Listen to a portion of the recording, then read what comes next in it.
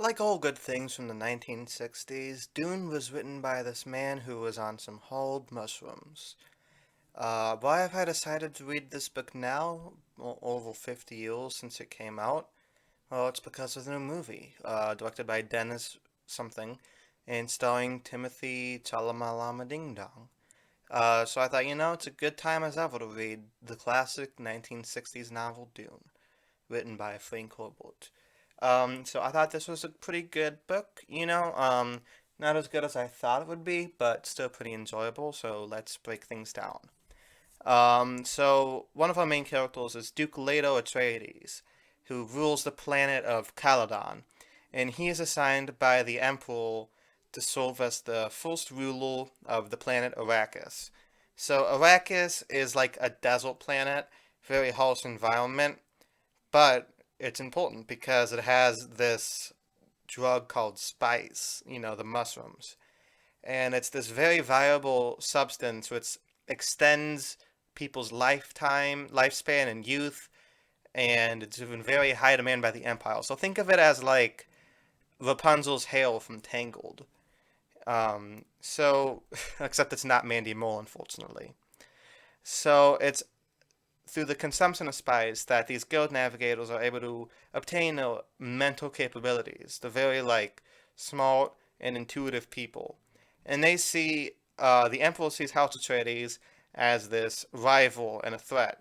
So they conspire with House Harkonnen, which is led by this fat guy who apparently is played by the in the new movie by the guy from Chernobyl. Like I said, I haven't seen the movie yet, but I'm looking forward to it.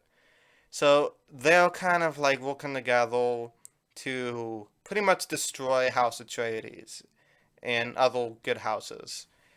And Leto is aware of this like plot, but he knows that if he refuses, that would mean like they'd have to flee the empire as a hunted renegade. So, I've noticed both of these have like evil empires. Maybe this inspired Star Wars, maybe it didn't, I don't know, but considering it's a desert planet, Tatooine's a desert planet, something tells me George Lucas might have read this. Of course, like the plots aren't that similar, but you could kind of see a little bit of inspiration. So, Lady Jessica is Leto's common law wife. She's basically his wife, except like not legally. So she is part of this Bene Gesserit, which is kind of like the Jedi. They have these like special powers. They're kind of like this cult, magical cult thing, and they have like mysterious political strategies, which we don't really find out much about. And they have the superhuman physical and mental ability. So, she's basically like a Jedi.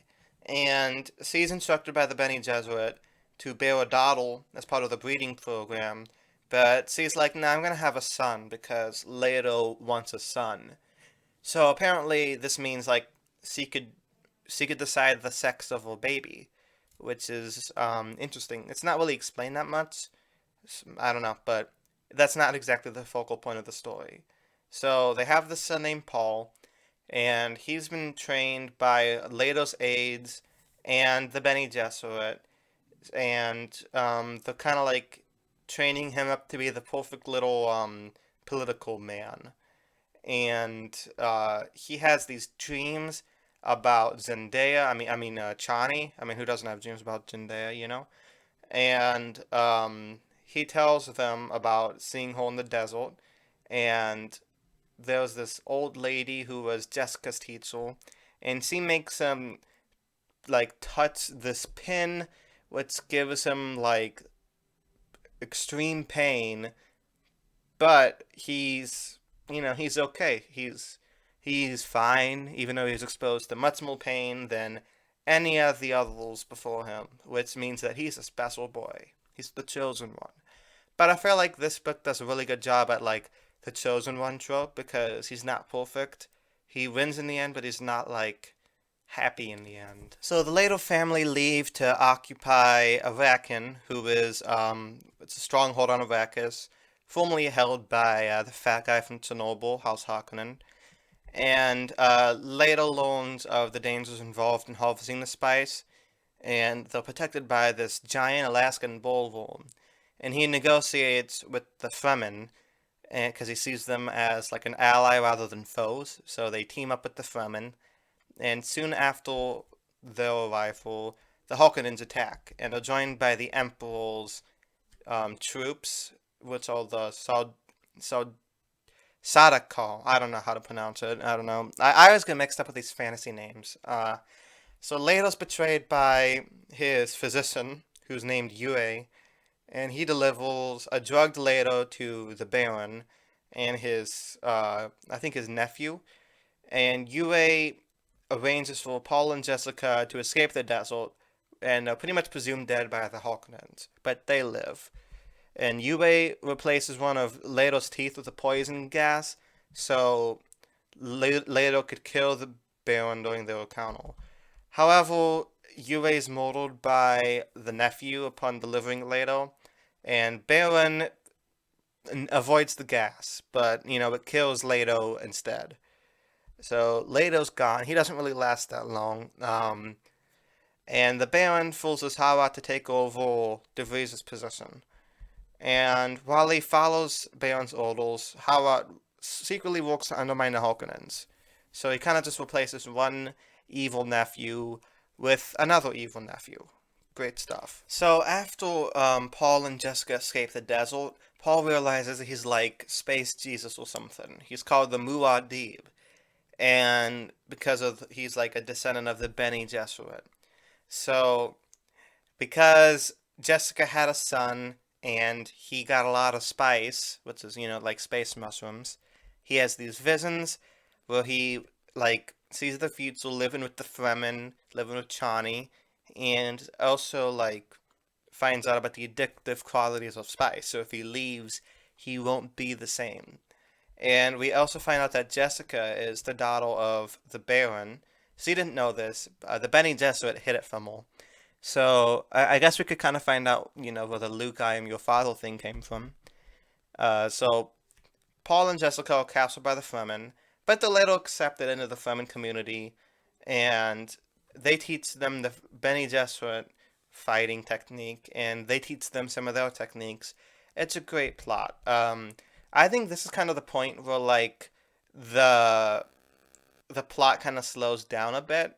I feel like the first part of the book is really good and the last part is really good, but the middle kind of lags a bit. I don't know if anybody else is feeling this. But yeah, Paul chooses the feminine name Muad'Dib, which is like space messiah thing, and Jessica undergoes this ritual to become a Reverend Mother by drinking the water of life, which is kind of inaccurate because it's poisonous. Um, Jessica finds out that she's pregnant with Duke Leto's daughter. Unfortunately, like I said, Duke Leto is dead, so he never gets to meet her. So, because she drinks this water of life, her daughter Aaliyah has these like weird psychic powers, and she's like grows in the room. But when she comes out, she's like talking like this creepy child genius thing. It's really weird. I don't know. So Paul meets the woman from his dreams, literally Chani, and they have a son together named Leto. So we get a 2-year time jump, and Paul's Muad'Dib powers manifest, and he's like the leader now. And the Fremen are like, he's the Messiah. And Paul recognizes that the Fremen could be a really good army to take back Arrakis. But if he doesn't control them, the Jihad would consume the entire universe or something. I'm not exactly clear on this. Word of the new Fremen leader reaches the Baron and the Emperor, and spice production falls due to the increasingly destructive raids. So the Baron encourages his nephew to rule with this iron fist, hoping to contrast with the other nephew, who will make the latter popular among the people of Arrakis when he eventually replaces the Rabian. And the Emperor suspects the Baron of trying to create troops more powerful than the Sardaukar to seize power, sends spies to monitor the activity on Arrakis. So the Baron's, like, the Emperor thinks the Baron's trying to undermine him. And Howard uses the opportunity to sow seeds of doubt in the Baron about the Emperor's true plans. So they put a fatal strain in their alliance. The alliance between the Empire and the Baron is falling apart. So Gorny Halleck survives the Harkonnen coup, and he becomes the smuggler, and he finds Paul and Jessica again, and he thinks Jessica's a traitor for some reason, so he threatens to kill her, but Paul stops her, and now Gorny wants to die because he feels dumb, and Paul was like, "It's okay, your heart was in the right place, I think." Um, and Paul didn't see Gorny's attack beforehand, so he thinks the only way to see the battle before it happens is by drinking the water of life. But he's male, so it probably wouldn't work that well on him. So he drinks the water of life anyway, because, fuck it. And he pretty much goes into this coma, but he wakes up. He has extra magic powers now. He could see throughout time and space. He's like the bad wolf, I guess, and he is the ultimate goal of the Bene Gesserit's breeding program. He's basically like a purebred dog now, and he senses the Emperor and Baron. That he senses the fleet's coming, and he prepares the Fremen for this major offensive against the Harkonnen and the Emperors. So the Emperor arrives with the Harkonnen and the Baron, and their combined troops seize this Fremen outpost. They kill most of them, including Paul's baby, and the creepy daughter Aaliyah is captured, and she's taken to the Baron, and she creeps the Baron out, uh, and she's like, "Nah, Paul's gonna save me. It's all gonna be cool." And there's this electric storm coming, so Fremen are able to take advantage of that, and they ride these big Alaskan bullrooms, and they assault the capital while Aaliyah assassinates the Baron and escapes. Like, imagine getting taken out by a 5-year-old or 2-year-old. I don't know. It's really weird. I'm at, yeah, like, you think Palpatine went out like a bitch.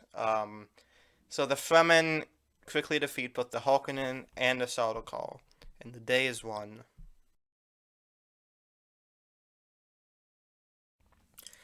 So Paul has his final face down with the Emperor, and he threatens to destroy the spice production forever unless the Emperor abdicates.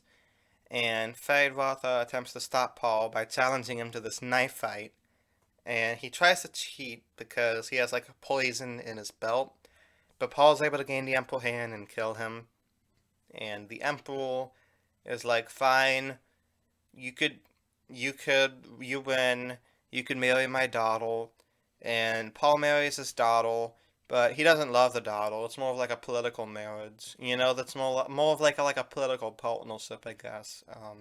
House of Cards style, except Paul's not played by a pedo. So Paul takes control of the Emperor, and he realizes that, the goal is won, but he's kind of become too powerful because he's not able to like stop the jihad because they believe in him too much that he can't really stop them anymore. In terms of Tony Soprano, you have no fucking idea what it's like to be number one. And that's pretty much the end of the book. I'm probably gonna wait a while before I read Dune Messiah, which is book two, just because like I want to wait until like I guess movie three comes out, because movie three is gonna be Dune Messiah. So wait until like the months leading up to that. But yeah, I thought it was a pretty good book. Like I said, the middle kind of drags on a bit.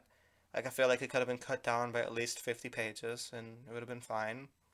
But the beginning was really good, and the end was really good. So all in all, it was definitely worth it. I give this book a B. Like I said, I haven't seen the new movie yet. I haven't seen the David Lynch movie yet because he himself doesn't like the movie. And you guys, my channel. I'm a huge Lynch fan. He's my favorite director ever. So if he doesn't like his own movie, why would I like it? That's just pretty much what I'm gonna say. I do want to watch the 2000 miniseries though. I heard that was pretty good. That was on a Sci-Fi channel.